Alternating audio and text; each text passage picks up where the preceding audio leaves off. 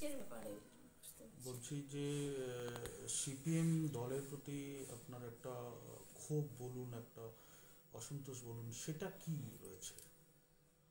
ক্ষোভ অসন্তোষ বলতে পার্টির মধ্যে আভ্যন্তরীণ অনেক বিষয় আছে, যেটা আমরা প্রথম থেকেই আমি সেটার সঙ্গে লড়াই করছি।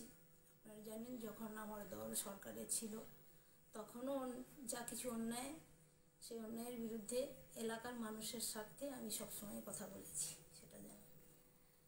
বর্তমান সময়েও পার্টির যে জেলা স্তরীয় থেকে রাজ্যস্তরীয় লিডারদের যে অ্যাগ্রেসিভ মুভমেন্ট, যে মানুষের সঙ্গে না থেকে বিচ্ছিন্ন হয়ে যাওয়ার যে পরিকল্পনা চলছে, সেটাতে মানতে পারছি না।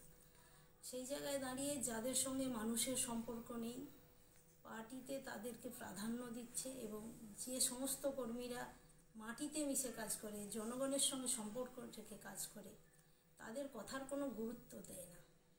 সেই জায়গায় দাঁড়িয়ে আগামী দিনে এই পার্টির কোনো স্থির চিন্তা ভাবনা নেই, পার্টির কোনো লক্ষ্য স্থির না থাকার ফলে একটু আভ্যন্তরীণ সমস্যা তো হচ্ছেই। আমরা যারা মানুষের কাজ করতে চাই, মানুষের পাশে থাকতে চাই, তাদের ওপর যেভাবে অপমানিত এবং অসম্মানিত হতে হচ্ছে প্রতিনিয়ত, বলেও কোনো সুরাহা হয়নি। আজকের দিনে দাঁড়িয়ে পার্টির এই জায়গা, আমি মনে করি আগামী দিনে এই পার্টির ভবিষ্যৎ কী হবে।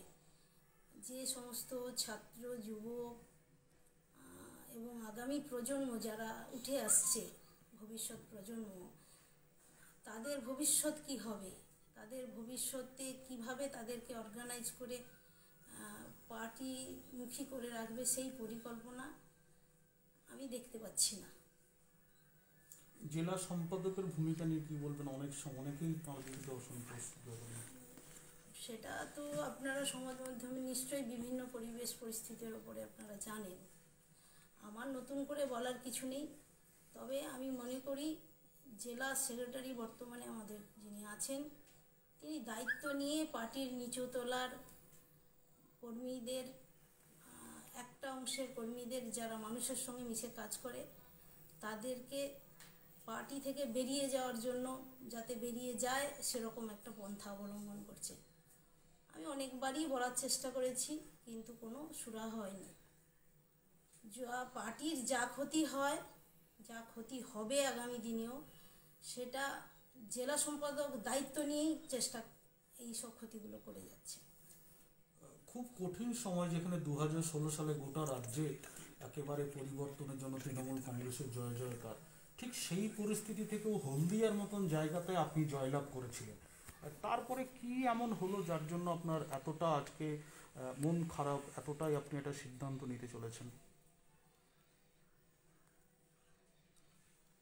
যে উদ্দীপনা নিয়ে আমরা হলদিয়ার, বিশেষ করে হলদিয়ার যারা, আমরা সেই সময়কালে দাঁড়িয়ে তৃণমূলের সরকারের এত অত্যাচার, অসহযোগিতা, সেই সঙ্গে আমাদের পার্টির একটা অংশের লিডারশিপ, একেবারে উপরতলা লিডারশিপ, তারা বেরিয়ে যাওয়ার পরেও মানুষের সমর্থন নিয়ে, মানুষের পাশে থেকে লড়াই আন্দোলন করে আমরা মানুষকে সুরাহা দেওয়ার লক্ষ্যে পার্টির হাল ধরেছিলাম, পার্টিটা করেছিলাম।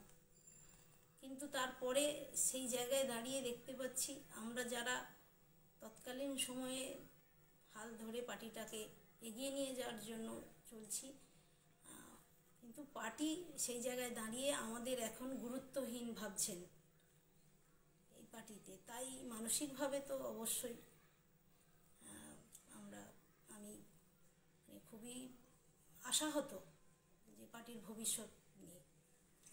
নিরঞ্জন সিং সম্পর্কে বারে বারে একটা বিভিন্ন কর্নার থেকে অভিযোগ ওঠে যে তিনি যতটা না দলকে সংগঠিত করতে পেরেছেন, তিনি নিজে বাঁচার চেষ্টা করেছেন এবং তৃণমূলের সঙ্গে একটা আঁতাত করেছেন। এই বিষয়টা নিয়ে কি বলবেন?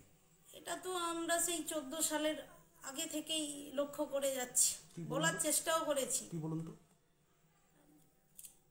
কারণ একটা জেলা সম্পাদকের পার্টির বিভিন্ন সংগ্রামের সময় যে ভূমিকা থাকা দরকার, আমরা সেই ভূমিকা আমি অন্তত জেলা সম্পাদকে দেখতে পাইনি। গত লোকসভা নির্বাচনের সময় আপনারা লক্ষ্য করবেন সারা রাজ্য জুড়ে কেন্দ্রীয় বাহিনীর উপস্থিতিতে ভোট হয়েছে। শুধুমাত্র তমলুক লোকসভা কেন্দ্র যেটা কলকাতা পুলিশ দিয়ে নির্বাচন সংগঠিত হলো। আর প্রশাসন লেভেলটা টোটালটাই দেখভাল করেন জেলার সম্পাদক। আমরা বারে বারে বলে প্রশ্ন করেও সেখান থেকে কোনো সদুত্তর পাইনি। কি করে এটা সম্ভব হলো? যদি না বিরোধী অন্য দলের সঙ্গে আঁতাত বা করাপশন না থাকে, এটা সম্ভব হতো না। রাজ্যের শাসক দলের সঙ্গে নিশ্চয়ই, কারণ শাসক দল যে অ্যাগ্রেসিভ মুভমেন্টে যেভাবে প্রশাসনকে ব্যবহার করছে, কলকাতা পুলিশ দিয়ে এখানে ভোট করানোর যে প্রবণতা, এটা তো শাসক দলের পক্ষেই সম্ভব। এবং সেটাকে একেবারে সমর্থন করে মানুষকে বিভ্রান্ত করা, এলাকার কর্মীদের বিভ্রান্ত করার পক্ষে এটাই যথেষ্ট। তাহলে আপনি বলছেন শাসক দলের সঙ্গে ওনার যোগসাজশ রয়েছে? আমার তো এটা ধারণা। কি ধারণাটা কি? এই বিষয়গুলো নিয়েই মনে হয়েছে নিশ্চয়ই শাসক দলের সঙ্গে একটা করাপশন ওনার আছেন নিশ্চয়ই, না হলে কি করে এটা সম্ভব হয়? কি করে সারা রাজ্যে যেখানে কেন্দ্র বাহিনী দিয়ে ভোট হয়, শুধুমাত্র তমলুক লোকসভা কেন্দ্র রাজ্য পুলিশ দিয়ে ভোট হয়? এটা কিসের ইঙ্গিত?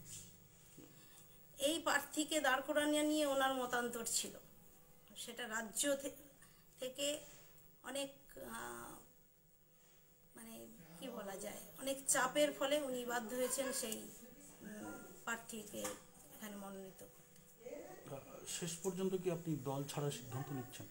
না, সেটা তো সময়ই বলবে। আপনি আগামীকাল বিজেপিতে যোগদান করছেন তো? এখন কিছু বলতে পারছি না।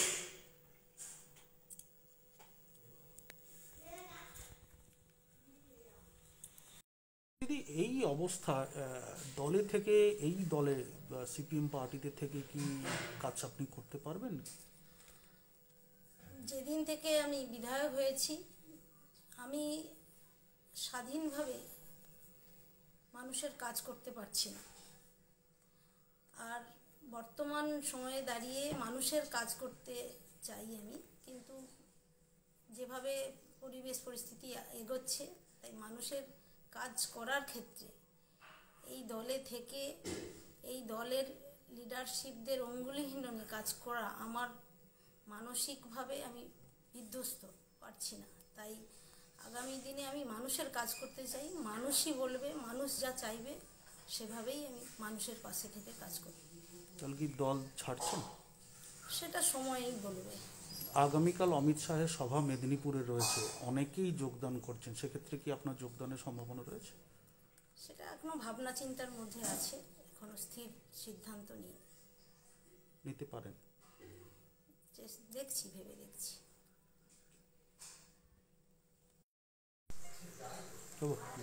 দিদি, ইতিমধ্যেই যেটা খবর, আপনার স্বামী অর্জুনবাবু তিনি বিজেপিতে যোগদান করেছেন, সেক্ষেত্রে কি আপনিও যোগদান করছেন? আমি এইভাবে বিশ্বাসী নই যে বাড়ির লোক একটা রাজনীতি করবে, আমি আরেকটা রাজনীতি করব, তাতে মানুষের কাছে বিশ্বাসযোগ্যতা হারাবে। তাই বাড়ির মানুষের পাশে থাকাই উচিত এবং একসঙ্গেই এক চিন্তা ভাবনায় কাজ করাই উচিত বলে আমি মনে করি।